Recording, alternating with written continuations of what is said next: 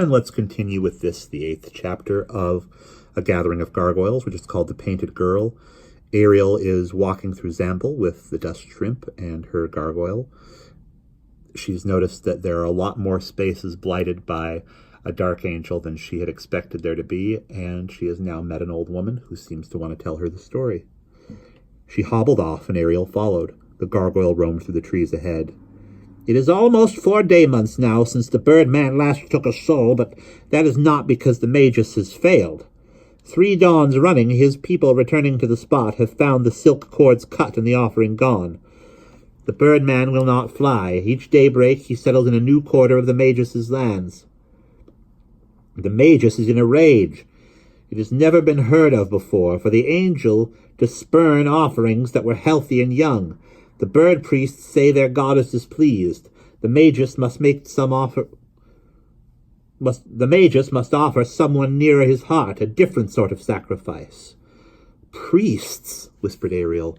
"They have made a god of this Icarus?"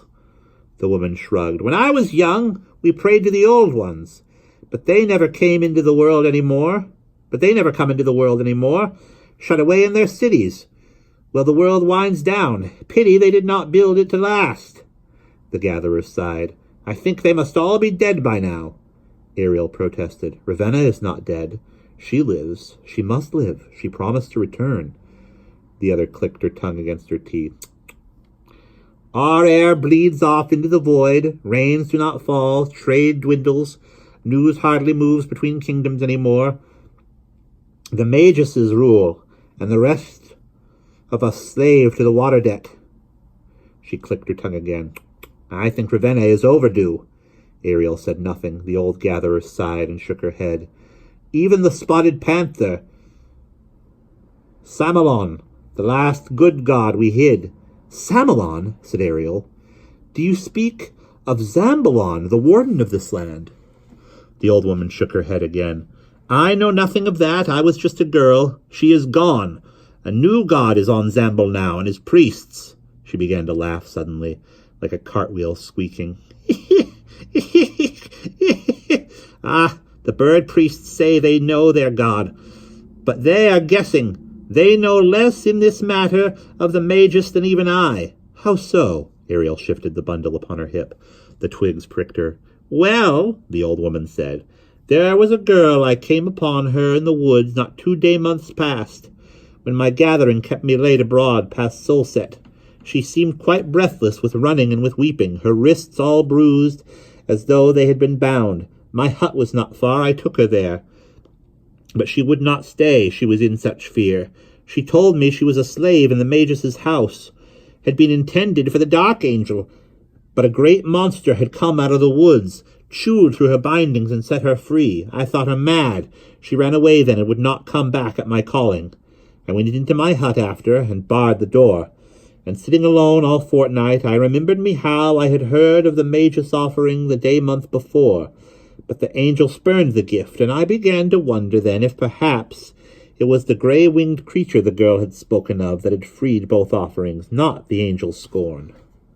The old woman walked on a little while in silence then, but presently she resumed. "Next day month, at my gathering, I came upon strange tracks in the woods. Great paw prints, like none I had ever seen before, and 2 huge feathers, all grey and mighty, far bigger than any birds should be. And once I heard strange wailing, but it put me in such dread I left my bundle on the ground and went the other way as quickly as I might. In late afternoon of the same day month, I ran into a traveller who told me the Magus' offering had again been scorned. The vampire's angry screams heard, till he roosted near, so the Magus would have to offer yet a 3rd time by evening if he did not wish to lose more land to the blight. That fortnight, to be sure, I was home long before sunset and barred my door. The next morning, just at daybreak, I went to a neighbour of mine to get the news, and she told me the strangest thing. She said a boy had run past her daughter's house not 2 hours into the night, and falling had entangled himself in the vines, making her fence. She went out with a torch to see what was the matter, but the boy only wailed and thrashed. She saw about one of his wrists a length of thick blue cord that had been chewed at. not cut, but damp and chewed. And the boys' clothes were not common flocks, but tram, that silkier stuff they wear in great houses, even the servants. She went back into the house to get a hack to cut him loose, for she feared in his thrashing he would break an arm. But when she came out again, he had gotten free somehow and gone. So I told my neighbor what had befallen me 2 fortnights ago and what I thought. Then I went back to my gathering, for I was late about my task that day, and slow as well, for I was deep in thought. Just put those down on the doorstep, my girl. I will put them where I want them in a bit. They had reached the old gatherer's cottage. Ariel dropped the bundle where the other had bayed. But though the woman offered food and a place to sleep, Ariel would not stay. She was desperate to be out of Zamble now, and she had no idea how far off lay the border of terrain. At length the old dame refilled her water flask and gave her a bran cake in thanks. Ariel whistled the grayling to her side, and she stepped from the trees onto the path once more. The dust shrimp nibbled its crumb of bran. The road wound on through a long, broad valley, and presently the woods on either side fell away. The road forked, and Ariel took the path that began to rise. Below, she caught glimpses of a town. She had no time to study it, for from around a bend ahead she caught sound of voices and the tramp of feet. The air was very still, without a hint of wind. Ariel had raised the hood of her traveling cloak to shield her eyes from the low sun's glare. Around the bend came a small party of officials and soldiers. Ariel stood off to let them pass. Not one of them so much as glanced at her. Dust rose behind them in a choking cloud. The foremost official was muttering, seemingly more to himself than to the woman and man in white robes who flanked him. "My best orchard, ruined, along with 2 fields and a meadow in 4 months. I cannot afford it, and the people up in arms if the fiend does not take that to his heart." The man gave a slight jerk of his head over one shoulder, back up the road. "I cannot answer for what may come." "The angel," one of the white-robed people corrected gently. "The angel, Magus." Ariel caught no more of what they had said, but she had noticed 2 things as the party passed by. The priests wore collars of black feathers, and that the Magus toyed nervously with something in both hands as he walked. She caught a glimpse of it, a small metal key.